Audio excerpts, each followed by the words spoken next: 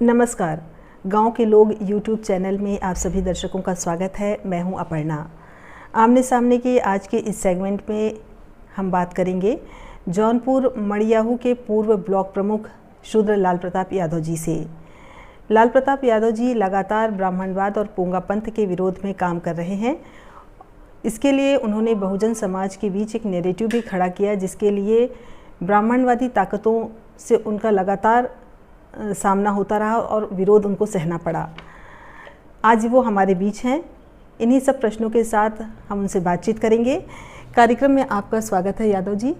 धन्यवाद। सर्वप्रथम गांव के लोग चैनल को मैं धन्यवाद देता हूं। सबसे पहले हमें आप ये बताइए कि आप भारतीय शूद्र संघ से जुड़े हुए हैं और अपने नाम के आगे शूद्र भी लगाते हैं, तो ये क्या वर्ण व्यवस्था का जस्टिफिकेशन है या उसका विरोध? देखिए, ये जस्टिफिकेशन तो नहीं है। सबसे पहले हमारे समाज को चेतना देना है कि शूद्र है कौन। आप सोचिए, हम कैसे समाज में रहते हैं जहाँ एक जानवर, चाहे कुत्ता ले लीजिए, बिल्ली ले लीजिए या भैंस, गाय, जो भी हमारे समाज के जानवर हैं, हमारे बर्तनों में खाते हैं, हम उसको धुल के घरों में रख लेते हैं। लेकिन वहीं दूसरी तरफ एक इसी समाज का एक इंसान हमारे ख्याल से जो जीवों में सबसे सर्वश्रेष्ठ होता है, और वो जब हमारे बीच आता है और हमारे बर्तनों में खाता है या हमारे साथ उठता बैठता है, कहीं कहीं पूरे समाज में ये बहुत बड़ा जाति विद्वेष भरा हुआ है। और ये आज की सदी में, 21वीं सदी में, इस वैज्ञानिक युग में, जहाँ आज लोग चंद्रयान मिशन याद की बात करते हैं, इस तरह का जो है बिहेव, इस तरह का व्यवहार बहुत ही निंदनीय है, बहुत ही गंदा है। मतलब जहाँ पे मानव को मानव नहीं समझा जाता, इंसान को इंसान नहीं समझा जाता, बहुत दुखद है, जो हमारे देश की अवनति का बहुत बड़ा कारण है। और हम ये शूद्र शब्द इसलिए लगाना चाहते हैं, आज समाज में शूद्र समझा किसको जाता है? जो समाज का सबसे निचला तबका, उसी को शूद्र समझा जाता है। तो हम ये कहना चाहते हैं, अगर वो इंसान निचले, उसको नीच आप समझ रहे हैं, घटिया समझ रहे हैं, तो मैं भी हूँ। हमारे उसमें कोई भेद नहीं है। आप सोचिए, अगर हमें ब्लड की ज़रूरत होती तो हम ये नहीं देखते हैं कि ये छोटी जात के आदमी का है, ये दलित का है, या पिछड़े का है, या उच्च वर्ग का है। जब हमारा जीवन संकट में होता तो हम ये नहीं देखते हैं। लेकिन वही जब समाज में हम उसको बैठने की बात होती है, समाज में एक दूसरे के साथ रहने की बात होती है, शादी विवाह की बात होती है, या खान पीन की बात होती है, तो उसको निम्न का नीच का दर्जा दिया जाता है, उसको अपमानित किया जाता है और अपने आप को श्रेष्ठ किया जाता है। तो निश्चित रूप से ये पूरे समाज में चेतना पैदा करने के लिए कि सारे जीव एक समान हैं, सारे मानव एक समान हैं, इसमें ऊंच नीच का भेद नहीं होना चाहिए। आपका ये कहना सही है, लेकिन जब हम वर्ण व्यवस्था के विरोध की बात करते हैं तो ऐसे समय में आप शूद्र लगाकर अपने नाम के आगे उसको कैसे ख़त्म करेंगे? देखिए, वर्ण व्यवस्था का हम बाहर कहाँ हैं? वर्ण व्यवस्था से, वर्ण व्यवस्था से हम बाहर, लेकिन हम उसको ख़त्म करने के लिए तो लोगों को चेतना उसमें ला रहे हैं। देखिए, हम कोशिश कर रहे हैं। यही नहीं पता हम किस वर्ण में हैं। पहले तो पता तो हम किस वर्ण में हैं। हाँ, उनको जातियों का पता है। भाई, धर्म को, हिंदू धर्म को पहले वर्ण में बांटा गया, 4 वर्णों में बांटा गया, ब्राह्मण, क्षत्रिय, वैश्य, शूद्र। फिर उन वर्णों को जातियों में बांटा गया, न कि धर्म को सीधे वर्णों में बांटा गया, जातियों में बांटा गया। पहले वर्ण आते हैं, फिर जाति आती है। तो लोगों को धर्म तो पता है, जाति पता है, लेकिन बीच का तबका जहाँ से उनको अपमानित हो रहा है, जहाँ एक बहुत बड़े समाज को, 85% समाज को वो लड़ाया जाता है आपस में, उनको सिर्फ और सिर्फ ये चालाक लोगों द्वारा, सीधे साधे लोगों को बांटने का बहुत आसान तरीका है। स्वतः बटे रहते हैं, तो उनको एक संगठित करने का, उनमें एक चेतना पैदा करने का ये जो है सबसे आसान तरीका है। और आपको बता दूं, जब से मैं सूत्र लिखने लगा हूँ, अगर मैं कहना तो नहीं चाहिए, जैसे मैं चमार बस्ती में जाता हूँ तो लोगों को लगता है कि अपना कोई चमार आया है। मैं कुम्हार की बस्ती में जाता तो उनको लगता है कोई कुम्हार आया है। मौर्या की बस्ती में जाता तो लोग लगता है मौर्या आया है। पटेल के बस्ती में जाता हूँ तो कहता है पटेल आया है।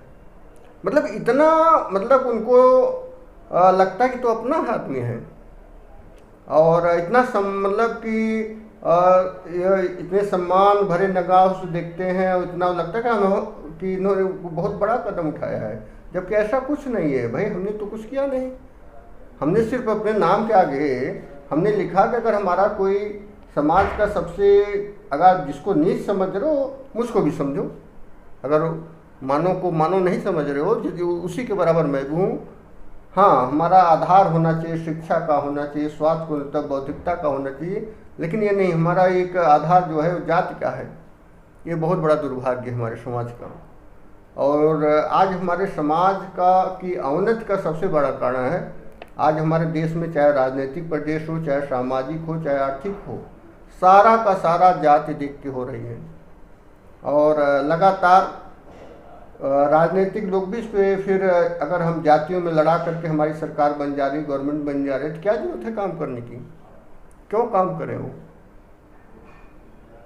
भाई? अगर आज देश में सपोज करिए जाति न होती या वर्ण न होते, तो यहाँ रोजगार की बात होती, शिक्षा की बात होती, स्वास्थ्य की बात होती, विकास की बात होती।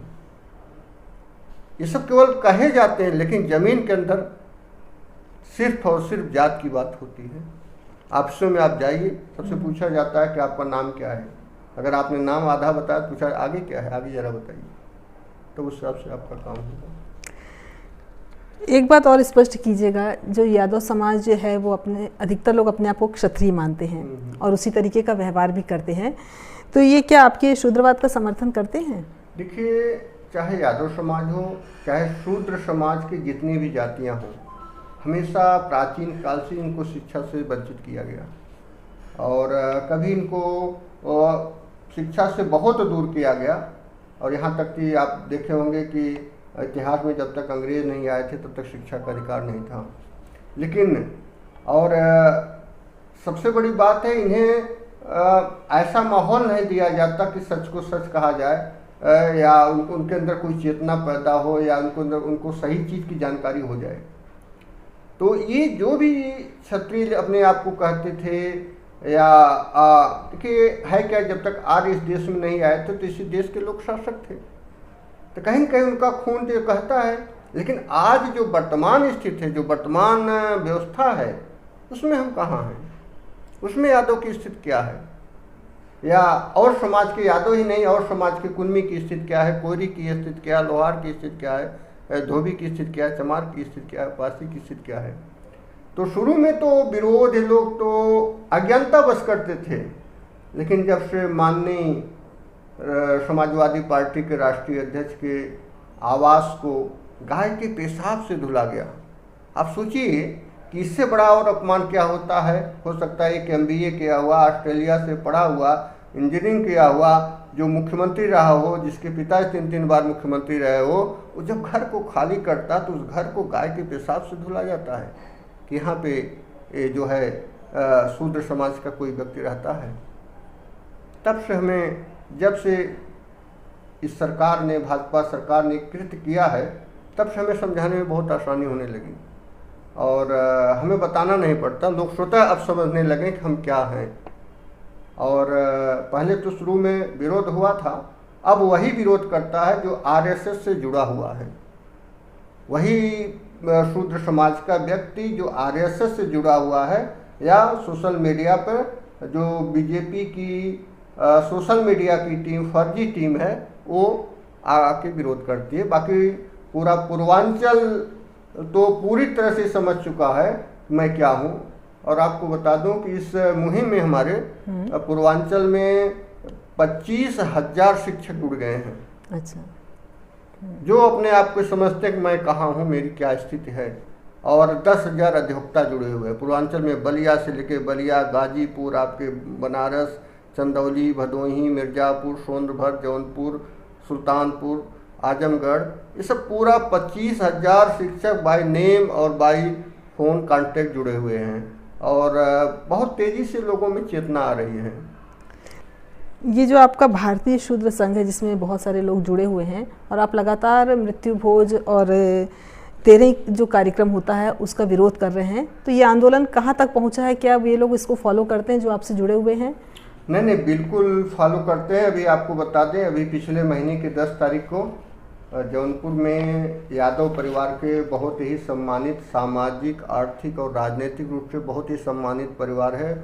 माननीय अधिवक्ता हैं उदल यादव जी, बादल यादव जी और राहुल जी, 3 भाई थे। 3 भाई की एक भाई की मृत्यु होती है 29 सितंबर को, और उन लोगों ने कहा नहीं, हम लोग 13वीं नहीं करेंगे, और हमें आमंत्रित किया। उस पर चर्चा हुई और गांव के पोगा पंडितों या ये सामंत शाहियों या उसको कह ले कि ब्राह्मण की व्यवस्था को पालन करने वालों ने लगातार उनको डराया कि नहीं, आपके घर में अनिष्ट हो जाएगा, ये हो जाएगा, वो हो जाएगा। और दुर्भाग्य से बादल जी की पत्नी की भी मृत्यु हो गई 5 तारीख, एक हफ्ते बाद। लेकिन मैंने देखा, मैं भी एक बार थोड़ा सा सहमा कि भाई लोग देखे करते हैं कि नहीं करते हैं, क्योंकि जब एक एक हफ्ते में किसी परिवार का 2-2 सदस्य गुजर जाए तो थोड़ा सा बात करने में तकलीफ होती है।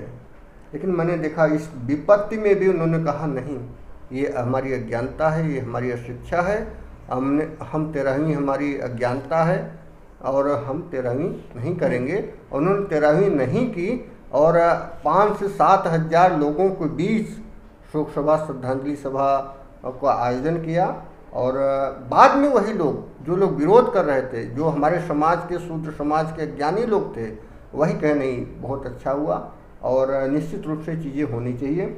और आपको बता दो, अब तो जौनपुर प्रतिदिन हो रहा है। जौनपुर में प्रतिदिन मुझको निमंत्रण रहता है, आज यहाँ एक शोक सभा आना है, एक शोक सभा यहाँ आना है, और ये कार्यक्रम लगातार चल रहा है पूरे पूर्वांचल में, बहुत तेज़ी से चल रहा है। और एक तरफ से आंदोलन हो गया है ये। अब सोचिए, राजस्थान सरकार ने इस पर बैन कर दिया है। अब हम कार्यक्रमों में पूछते हैं, भाई बच्चों या महिलाओं से बताइए कि हम पकवान कब खाते हैं, जब हम सुख में होते हैं, दुख में होते हैं? तो स्वतः वो तुरंत कहते हैं नहीं, हम जब खुशी में होते हैं तभी पकवान खाते हैं, अन्यथा हम लोग जो है दुख में कभी ऐसा नहीं होता। फिर हमने कहा इस तरह का क्यों व्यवस्था है?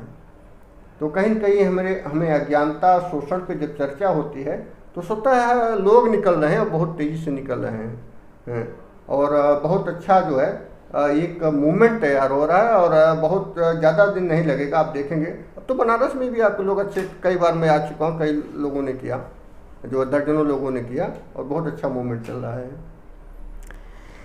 एक बात आप और बताइए कि आपने अभी तक कोई ऐसी बड़ी गोलबंदी की है जिसमें ST, SC और OBC के मुद्दों को लेकर आप सड़क पर आए हों? कई बार हुआ है, कई बार हम लोग तो लगातार अभी जो है जाति जनगणना के मुद्दे को हम लोगों ने आंदोलन निकला था, और जो पूरे ये सरदार सेना के माध्यम से जो है पूरे पूर्वांचल में जौनपुर के मड़ियाहूँ से शुरुआत हुई, और इसको माननीय शेरे पूर्वांचल कहे जा रहे माननीय रमाकांत जी और माननीय कृष्णा पटेल जी आकर के इस कार्यक्रम का उद्घाटन किया और हरी झंडी दी, और यहाँ से कार्यक्रम पूर्वांचल के दर्जनों जिलों में गया और बहुत ही कई हज़ार लोगों के साथ, और बहुत अच्छा मूवमेंट चल रहा है। और लोग इस चीज़ को समझ, अब कहना नहीं पड़ता, अगर मैसेज चला जाता है लोग सड़क उतर आ रहे हैं। अच्छा जी, आप लगातार ब्राह्मणवाद और कर्मकांड का विरोध कर रहे हैं, तो आपको क्यों लगा कि देश में ब्राह्मणवाद हावी हुए है, और उसका विरोध कैसे शुरू किया आपने और कहाँ किया? देखिए, ब्राह्मणवाद का वो अर्थ लोग ज़्यादातर ब्राह्मण से लगाते हैं, जबकि वास्तव में ये चालाक लोगों द्वारा सीधे साधे लोगों को ठगने का धंधा है। इसमें ब्राह्मण भी शिकार होते हैं। आपको बता दो, एक हमारे बहुत ही पुराने मित्र थे, संतोष मिश्रा नाम था, मड़ियाहूँ में ही दूर में उनका घर था। वहाँ से वो बहुत पूजा पाठ करते थे, बहुत धार्मिक थे, कहीं भी मंदिर दिखता था तो बिना नतमस्तक हुए नहीं जाते थे। और मड़ियाहूँ से चले हैं, रास्ते में एक रोड पे ही मंदिर था, और वहाँ पर उन्होंने नतमस्तक हुए, और गाड़ी चलती ही स्पीड में 40 की थी मोटरसाइकिल से, मतलब 1-2-4 सेकंड में उनकी गाड़ी 2-4 मीटर बाएं हुई, उतने में सामने से बोलेरो आके धक्का मारी और वो वहीं ख़त्म हो गए। तो ऐसा नहीं है, ये हमारी अज्ञानता है और हमारी अशिक्षा है। ये चालाक लोग सीधे साधे लोगों को बहुत अच्छा, बिना कोई इन्वेस्टमेंट का बहुत अच्छा तंत्र लूटने का बना दिए हैं। अब आप सोचिए, कभी जैसे दुर्गा पूजा आपने देखा, दुर्गा पूजा की ज़्यादातर मूर्तियाँ बाहर से आते हैं, कलकत्ता से लोग आते हैं, बनाते हैं जो भी मूर्ति बनती है। आपकी मिट्टी, आपकी बांसबल्ली आप ही को बेच के जाते हैं। आपकी मिट्टी तो लाते नहीं हो। आपका पुआल, आपकी मिट्टी, आपकी बांसबल्ली, आपकी संसाधन और आप ही को अपने मुंह मांगे रेट पे बेच के जाते हैं। वो मेहनताना लेते हैं। मेहनताना नहीं लेते हैं, आपकी अज्ञानता को, आपकी अज्ञानता पे का फायदा उठाते हैं। भाई 2 कुंटल मिट्टी कितने की होगी, मेहनताना कितना का होगा, लेकिन जब आप उस सीजन में उसमें देखिए कितने का मोल भाव चलता है कि 10,000, 20,000, 50,000 और जैसा लह जाए। और जब आप इस तरीके की बातें लोगों को समझाने जाते हैं कि ब्राह्मणवाद हावी हो रहा है लोगों के बीच में और इसका विरोध करना चाहिए, तो क्या वो आपकी बात एक बार में समझ जाते हैं या किस तरीके का रिएक्शन देते हैं और आपको समझाने में कौन सी दिक्कतें आती हैं, किस तरीके से आप उनको समझा पाते हैं? देखिए, जहाँ बुद्धिजीवी वर्ग है वहाँ अब समझाने की बहुत ज़्यादा ज़रूरत नहीं होती है और सोशल मीडिया के माध्यम से तमाम माध्यमों से लोग इससे अवेयर हो रहे हैं और देख रहे हैं। लेकिन जो अशिक्षित है उनके बीच तो ये बहुत है ना। देखिए, हमने शुरुआत इसकी की सबसे पहले शिक्षित लोगों के। आपसे हमने बताया पूरे पूर्वांचल हमने 25,000 शिक्षकों को जोड़ा, 10,000 अधिवक्ताओं को जोड़ा। तो जब पढ़े लिखे लोग इस चीज़ को, उनको समझाना बहुत कठिन नहीं था, उनको बहुत आसानी से हमने समझा लिया। जब उनको हमने समझा लिया तो उनके माध्यम से उनके घर में, परिवार में, नाते रिश्तेदार में तेजी से चल रहा है। अब आवश्यकता सिर्फ उसके ज़मीन पे उतारने के लिए, ज़मीन पे उसको प्रैक्टिकल करने की। अगर कोई एक आदमी साथ आगे आ जाता तो पूरा गांव आ जाता है। हाँ, इसकी तकलीफ उन व्यवस्था का पालन करने वालों को बहुत होती है और वो हमेशा जो है चाहते हैं कि इसमें कुछ न कुछ जो है अवरोध पैदा किया जाए, जिनका उससे बहुत बड़ा लाभ होता है। जिस समाज का, जिस व्यक्ति विशेष का उसको लाभ होता है, उनको बहुत तकलीफ होती है इस बात से कि ऐसा नहीं होना चाहिए, ये गलत हो रहा है। पिछले दिनों एक खबर आई थी, हमने भी पढ़ा और सोशल मीडिया पे भी देखा था कि देवी देवताओं की जो मूर्तियां हैं उनको आपने तोड़ा सामूहिक रूप से और फोटो जलाई, तो उसका क्या परिणाम हुआ और ये आंदोलन कहाँ तक पहुँचा? देखिए, हमारा उद्देश्य देवी देवताओं की मूर्तियों को तोड़ना नहीं था और न तो उनको जलाना था। हमारे गांव में बरसात का सीजन था, एक महिला को सांप काटा तो झाड़ फूँक कराने लगे। उसी एक हफ्ते बाद फिर एक पुरुष को सांप काटा, वो भी झाड़ फूँक कराने लगे। तो मैं इस बात को देख रहा था कि अगर हम इस गांव में हैं और एक तो सांप जो है वो बरसात वाला था और कहीं असली सांप काट लेगा जाएगा तो ये लोग तभी मंदिर में झाड़ फूँक में जाएंगे, मंदिर में मनौती मानेंगे, झाड़ फूँक में जाएंगे, तो हमारे परिवार का, हमारे गांव का कोई सदस्य इस दुनिया में नहीं रहेगा, तो हमको ज़्यादा तकलीफ होगी। तो हमने उनको इकट्ठा किया, बैठा, उस पर हमने चर्चा किया कि भाई ये आप ये बताइए कि अगर आपका बच्चा छोटा हो, उसको आप स्कूल के बजाय आप इस देश के सबसे अच्छे मंदिर में भेज दीजिए, जो उस मंदिर को सबसे बड़ा समझते हैं, जो सबसे अच्छा उसमें भेज दीजिए। वो क्या बनेगा? इंजीनियर बनेगा, डॉक्टर बनेगा, चपरासी बनेगा। तो वही आवाज़ करते थे, नहीं हो तो कुछ नहीं बन पाएगा। फिर हम कहें कि भाई हम बीमार हो जाए तो आप ले जा करके हॉस्पिटल के बजाय आप मंदिर में छोड़ दीजिए। फिर उसमें एक आध दो ने कहा कि हमने मनौती माना तो बच गए, हमने झाड़ फूँक किया तो बच गए, सांप काटा तो हमने उनसे चर्चा की कौन सा सांप काटा था आपको, आपके सांप को जो काटा था कौन सा काटा था? क्या आपको असली सांप काटेगा, नाक काटेगा, करेत काटेगा तो क्या आप बच पाओगे? जो आप अपनी अज्ञानता, शिक्षा से जो पैसा आप इधर बर्बाद कर रहे हो उसको अपने लिए, अपने परिवार के लिए शिक्षा और स्वास्थ्य में बर्बाद करिए। तो लोगों ने सहज स्वीकार किया और उसी गांव वालों ने कहे यार ये तो हमारे लिए कबाड़ है, तो कूड़ा है, तुम जो हम घरों में रखे, उन लोगों ने अपना जो है इसको वो किया। वो शिक्षा का कार्यक्रम चल रहा था। अब उसको ये मनोवादी व्यवस्था वाले लोगों जिनका उसको धंधा चौपट हो रहा है, उन लोगों ने इसको जो है वो कहा कि नहीं तो धर्म का विरोध करें, तो ये तो सो जो है ये देश विरोधी हैं, इस तरह का प्रचार प्रसार किया और अनावश्यक रूप से लगातार जो है परेशान भी किया। सरकार भी उन्हीं की है और सरकार भी उसी तरह से चल रही है कि ज़्यादातर लोगों को हम अज्ञान की तरफ, अशिक्षा की तरफ ले जाएं, जिससे हमारा जो है राज हमेशा बना रहे। ज़्यादा जाते मुझे आप एक बात बताइए कि आप भविष्य में भारत को किस तरीके से देखना चाहते हैं? देखिए, हम चाहते हैं कि भारत हमारा शिक्षा का देश हो, जहाँ पे मानव हो, जहाँ पे जात न हो, जहाँ पे अहिर गडरिया कुर्मी चमार पासी न हो, जहाँ सिर्फ इंसान हो, जहाँ पे शिक्षा की बात हो, जहाँ पे स्वास्थ्य की बात हो, जहाँ पे विकास की बात हो, एक दूसरे में प्रेम हो, और हमारी जो बौद्धिक क्षमता है, हमारी जो एनर्जी हो, वो देश के विकास के लिए लगे, समाज के विकास के लिए नई नई टेक्नोलॉजी ढूंढने के लिए, और अपने जीवन स्तर को लड़ने के बजाय अपनी तकनीकी से, अपने विवेक से उसको जो है ऊंचा उठाने की हो। और अगर ये तभी संभव होगा जब हमारे यहाँ सबसे पहले जाति व्यवस्था पे अंकुश न लगे। देखिए, इस देश को वो पतन के लिए, बर्बाद के लिए सिर्फ दो चीज़ें बहुत ही निगेटिव भूमिका निभा रही हैं, एक जाति, दूसरा धर्म। और सिर्फ इस चालाक लोगों द्वारा सीधे साधे लोगों को बांटने का धंधा है और कुछ नहीं। चालाक लोग सीधे साधे लोगों को बांट करके लगातार राज कर रहे हैं और गरीबों का खून चूस रहे हैं। आवश्यकता है इस पे काम करने के लिए, तभी हमारा देश तरक्की करेगा।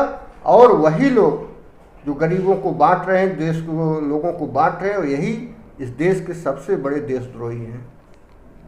ये वही देशद्रोही जो देश को बहुत ही पीछे ढकेल रहे हैं। और जब तक हम इस पे नहीं विचार करेंगे, इस पे नहीं हम काम करेंगे, तब तक हमारा देश तरक्की नहीं कर सकता। आपने बहुत महत्वपूर्ण जानकारी दी, और आपका जो सपनों का भारत है वो जल्द ही आपके सपनों से वास्तविकता की तरफ बढ़ेगा। आमने सामने के आज के सेगमेंट में आपने शूद्र लाल प्रताप यादव जी से बातचीत सुनी। आगे आने वाले दिनों में भी हम नए लोगों को नए मुद्दों के साथ आपके सामने प्रस्तुत करेंगे। आपको हमारा कार्यक्रम कैसा लगता है, अपने कमेंट से हमें ज़रूर वाकिफ़ कराएं, और YouTube चैनल को सब्सक्राइब करें। धन्यवाद। गांव के लोग चैनल को बहुत बहुत धन्यवाद।